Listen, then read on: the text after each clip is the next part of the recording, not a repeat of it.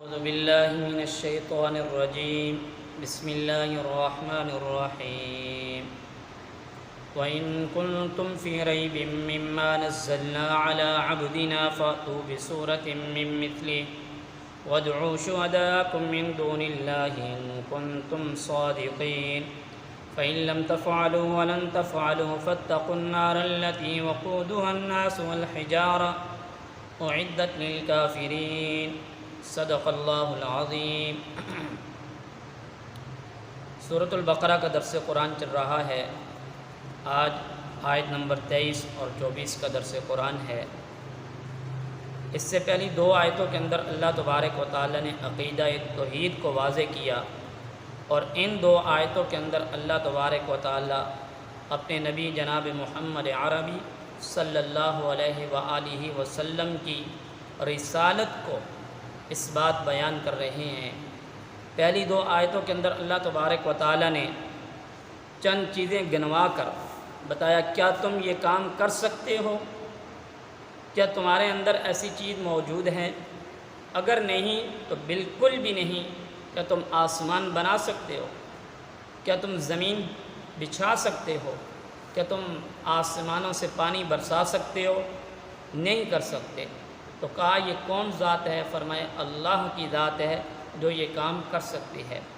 اور ان دو آیتوں کے اندر جناب محمد عربی صلی اللہ علیہ وآلہ وسلم کی رسالت کو بیان کیا، اور رسالت بالکل واضح ہے کہ کس طریقے پر اس کو بیان کیا۔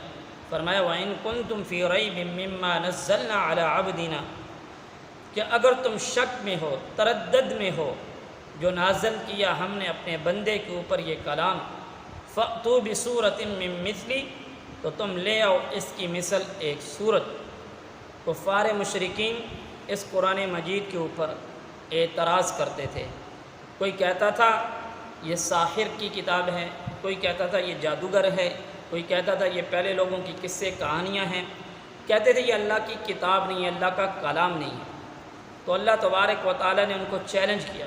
قرآن مجید میں 3 مقامات پر اللہ نے کفار کو چیلنج کیا، کہا کہ تم اس قرآن جیسی ایک کتاب لے کر آ جاؤ، نہیں تو اس جیسی 10 صورتیں لے کر آ جاؤ۔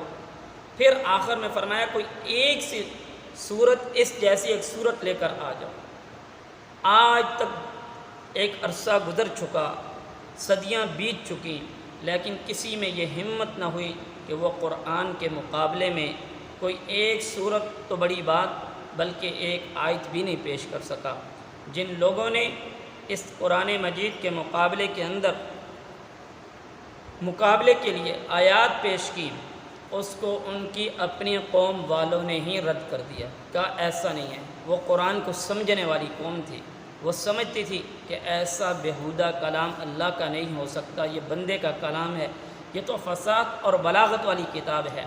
اور یہاں پر اللہ نے فرمایا بِسُورَةٍ مِّن مِّثْلِهِ، کسی ایک صورت کے بدلے میں لے کر آ جاؤ، پھر بھی ہم مان جائیں گے۔ وَادْعُوا شُهَدَاءَكُمْ، یہ اللہ نے پہلے ان کو چیلنج کیا کہ تمہیں اگر ہمارے بندے کے اس کلام کے اوپر جو میرا کلام ہے اس پہ شک ہے تو تم اگر عاجز ہو، وَادْعُوا شُهَدَاءَكُمْ، اور بلا لو جو تمہارے ساتھ تمہارے معاون ہیں، جن کو تم اپنا الہ سمجھتے ہو، ان کو بھی بلا کر لے آؤ، مِن دُونِ اللَّهِ، اللہ کے علاوہ، اِن كُنتُمْ صَادِقِينَ، اگر تم سچے ہو۔